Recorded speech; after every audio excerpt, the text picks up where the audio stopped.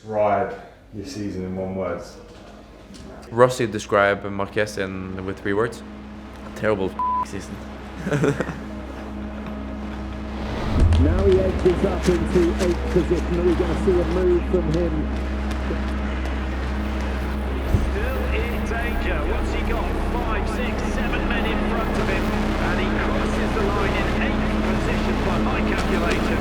And that means he goes through.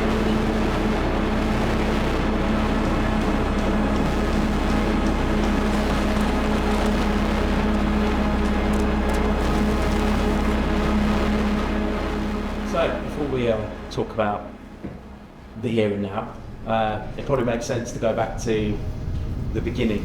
With my indoor season being absolutely perfect and with my fitness being sky high and probably at the top level that I've ever been, with 4 gold medals and 2 world records, my goal for the outdoor season was definitely to chase some records for the 50 and the 5K and to win as much as possible, and ultimately main goal winning double gold in Tokyo.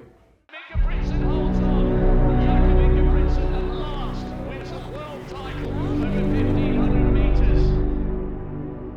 Going into this season when things started to, when your Achilles started to flare up again, how did you deal with that mentally? Thinking, here we go again, just a different leg and different time of the season.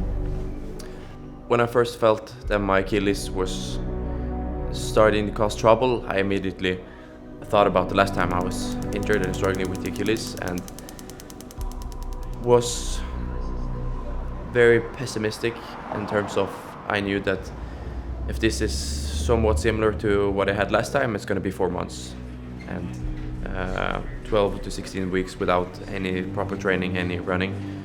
And that means that I'm good again in September, October. So, which means that I will miss most of the outdoor season and also the World Championships. I immediately thought worst case, because I knew that it was a very similar issue, and unfortunately the injury is not that big in scale, but it's almost impossible to get rid of unless it's been 16 weeks without any running. So I was of course hoping for the best, but already it was a pretty tough time and a tough thing to acknowledge that I'm probably going to lose most of the outdoor season, and at a way worse time of the year, considering last time was in September, October, which meant that I could have most of the preseason and build up still going strong. But now I'm just going into the season and I hit that probably the worst moment possible. I knew that it's going to be pretty tough to do anything within the goals that I've set myself for this season. But still, I kind of tried to get some help and the medical attention that I needed to kind of put out and seek all the different options that I had and try to improve and get different treatment and try to recover and do the right things in training. But still, it didn't necessarily improve that much. So probably ended up being worst case scenario.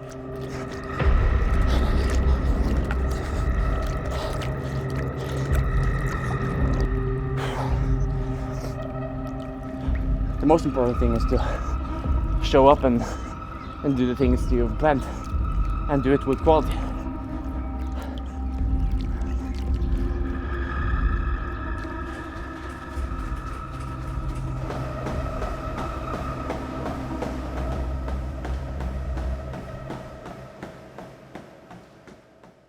We won't dwell on it too much, but you can't talk about the injuries and the setbacks and everything without talking about the family situation that you found yourself in, which is not just the 3 months or so that actual legal process was ongoing for, but the years, the decades that came before that, well, that you've had to endure. I think it's testament to your character, I suppose, that you've made it to this point, but How much did that impact your outlook on things? Looking back the last 6-8 months, a lot of different things have happened, both on the field but most out of the field. And for me, I've been put in a position and a situation where I've had to make some choices, and I've had to take the consequences of those choices. And for me, my family and my friends and the people that stand me nearest is the most important to me. Even though I'm a professional runner and this is my life, this is my job, and all those things, I still wouldn't have made any other choices. And I knew that that was going to have a consequence of this season, and as a consequence of me, worst case, being overloaded with all different things. But that's the reality of life, and that's the reality of me taking a stand against things that are wrong, and being there for my family.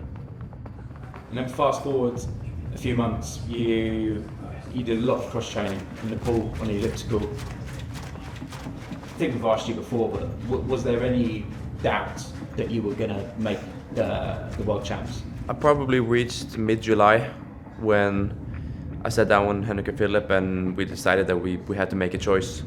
Now we either leave for St. Moritz and go to altitude to prepare as good as we can, or we throw in the towel and just start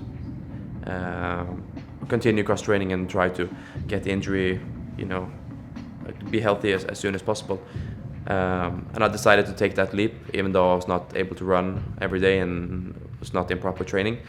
As soon as I got to St. Moritz, things started to improve quite a lot, and I was able to run more often, and things were definitely moving in direction, and I was starting to get hope that I could eventually participate in the upcoming World Championships.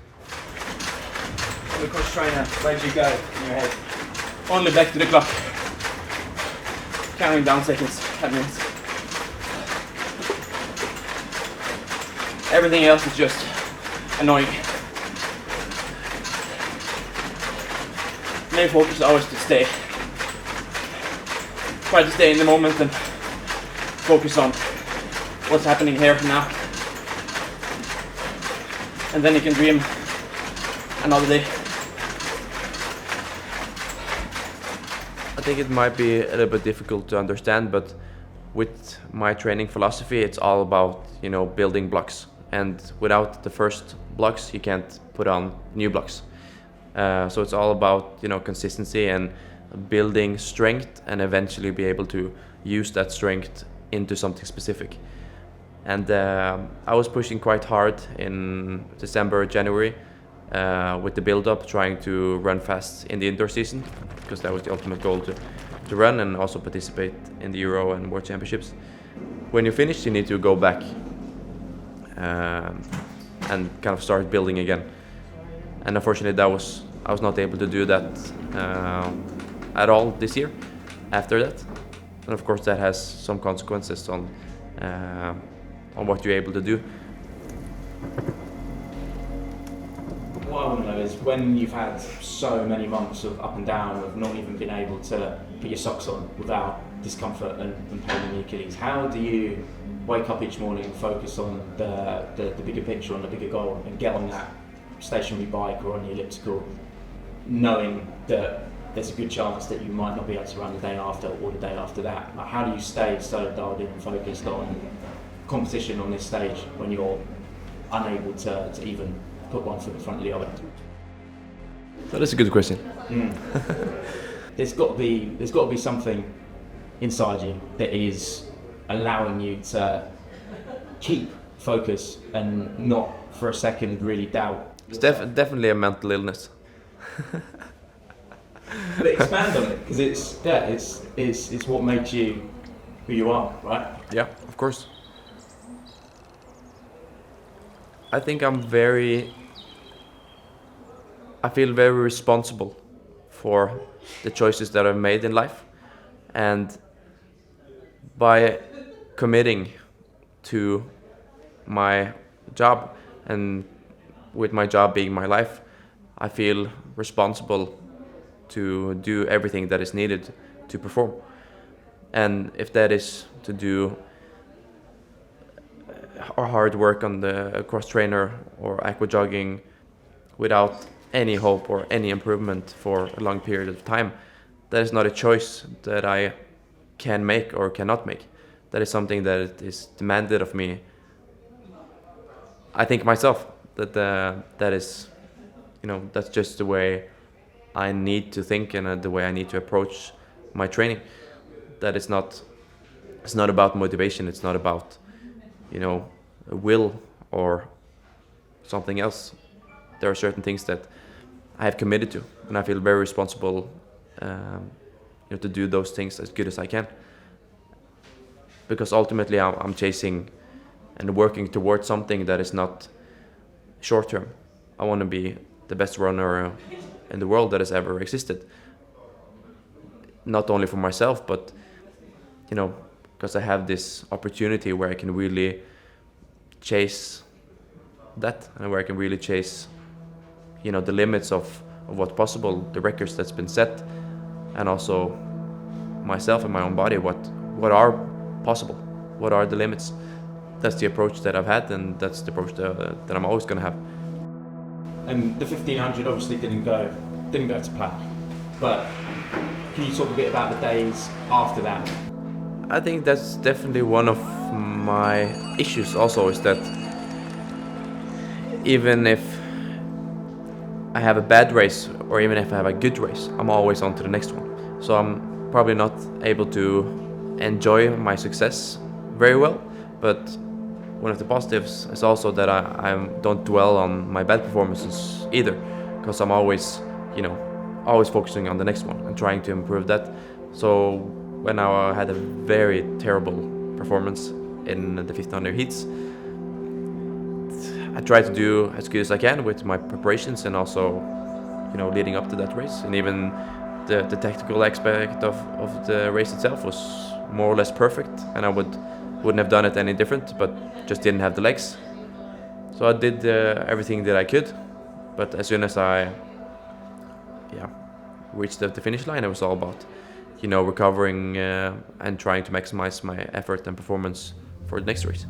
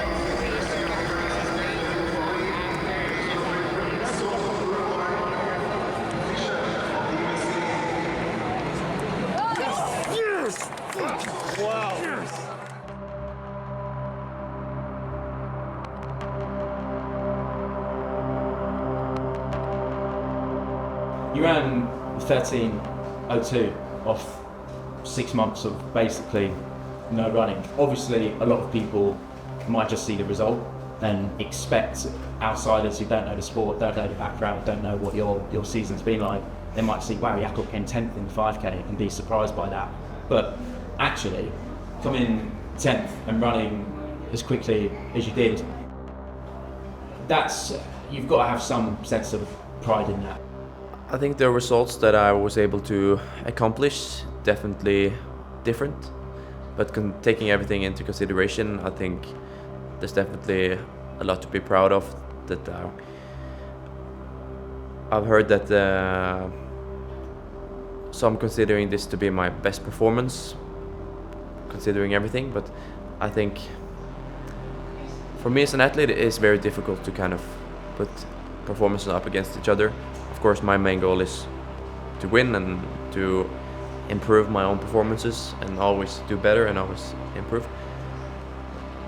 But at the same time, you have to be realistic with your chances, with your preparations, and you know what, if everything is perfect with these preparations, what is the realistic outcome? And with my first race here, I was number 40, maybe 35, and my second race I was number 16.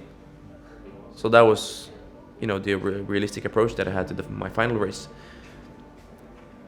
And I felt a little bit better and better every day, and also felt that my Achilles was kind of getting a little bit used to the spikes and the overall load and pace. And I tried to just do my best and try to, you know, get the best results that I could.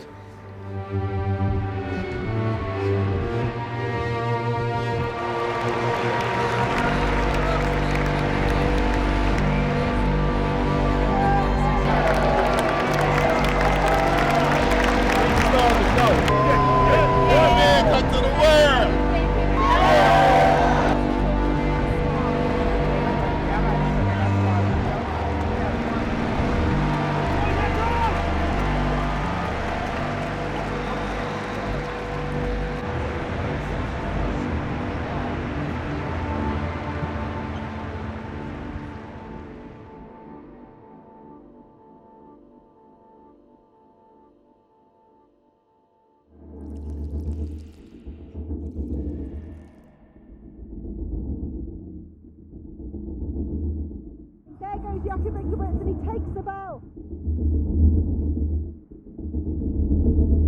But Ingebrigtsen, majestic, magnificent, comes home to an easy win there. But with Jakob, there is now genuine speculation as to whether his best years are behind him.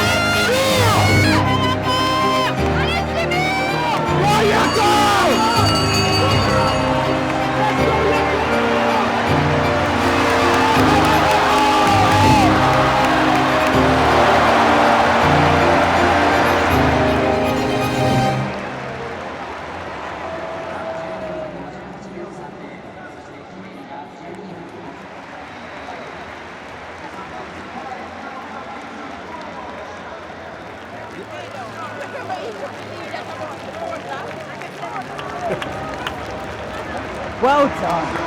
Well done.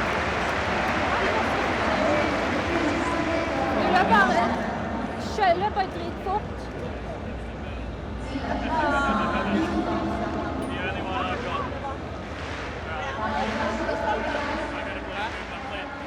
So now that you've finally made it to the World Championships, you've got here, it's done and dusted.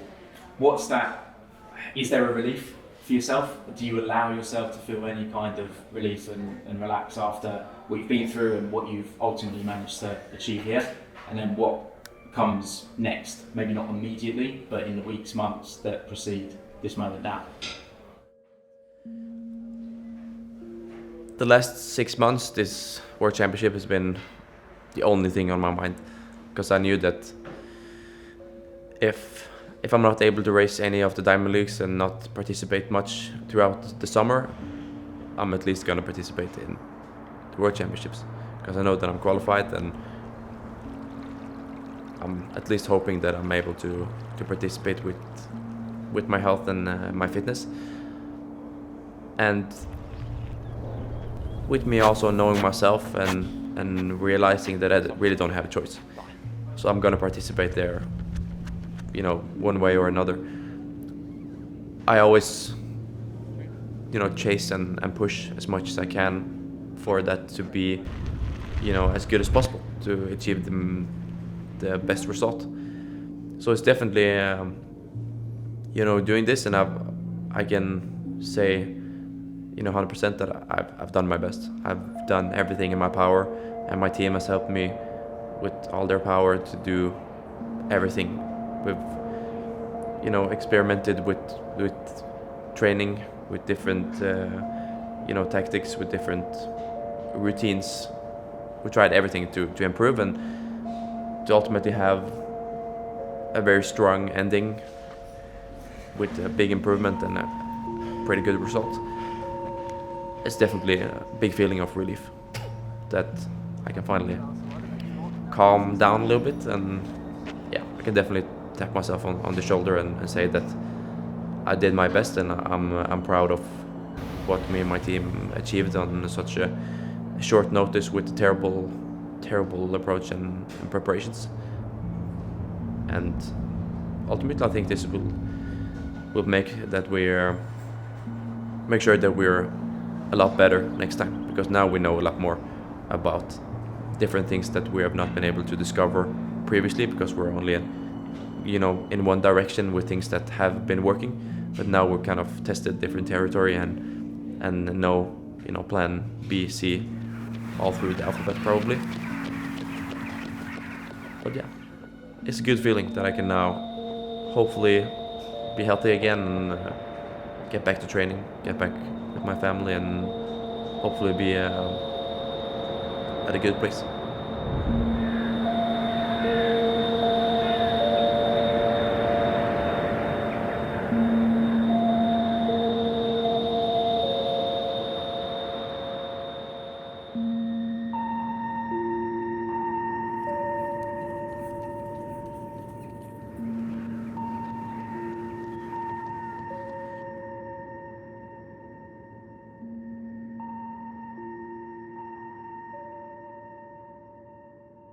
I have to say a big thank you to everyone that has sent me messages and just told me that they cheer for me and support me, because it's the last couple of months been very difficult.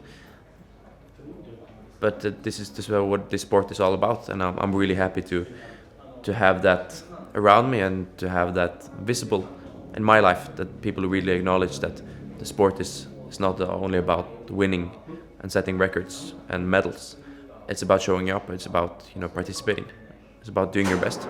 And for myself, I can't only, you know, show up in a championship or in training when I feel perfect or I feel at my best. You know, the work is done, you know, throughout the whole day, and night and daytime. When you don't feel good, when you feel good, when things is not always according to plan.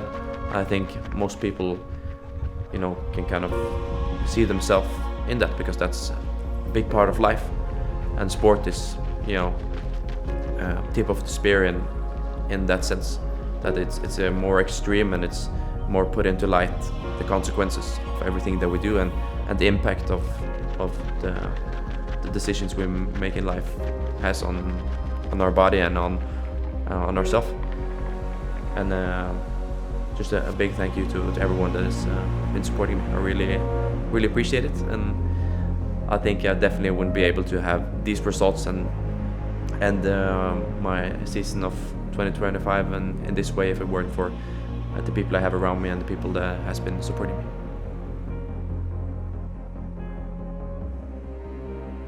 If you had to describe your season in one word, One word. Rossi described Marquez with 3 words. Terrible season. But it is.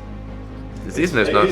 What is the season? I've had 3 races this season. But at least I got a season after all. So, very strong ending. So that's very happy that I got that I was able to race after all.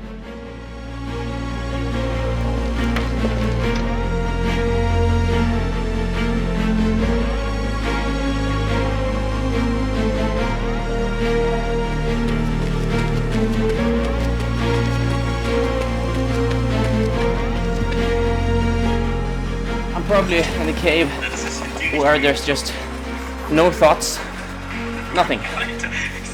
I call it the cave of the brain dead.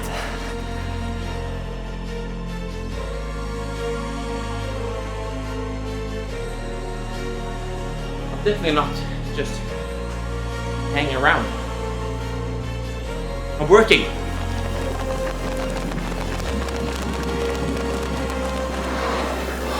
Eleven two. 11-3.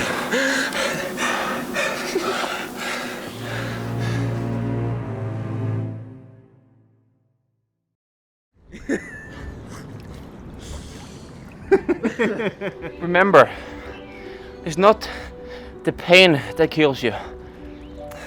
It's the realization of pain. So you just have to turn off and not realize that you're in pain. Then you will be able to do the things you like and do it with high quality and succeed.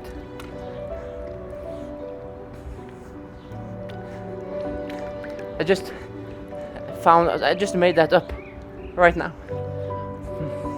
It's very, very cool. Can I have this maybe painted on the wall? When you say that, Who's gonna carry the fucking boats?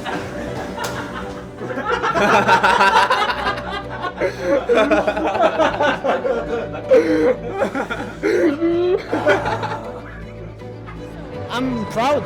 He tried to go for it. I loved it. I love to see it. I think he gave it his best shot, go big or go home, and I'm very proud.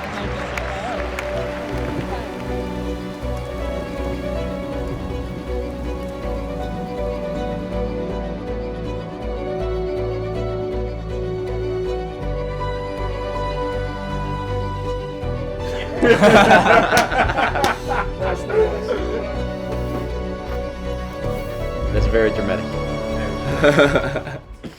Oh, I have a king.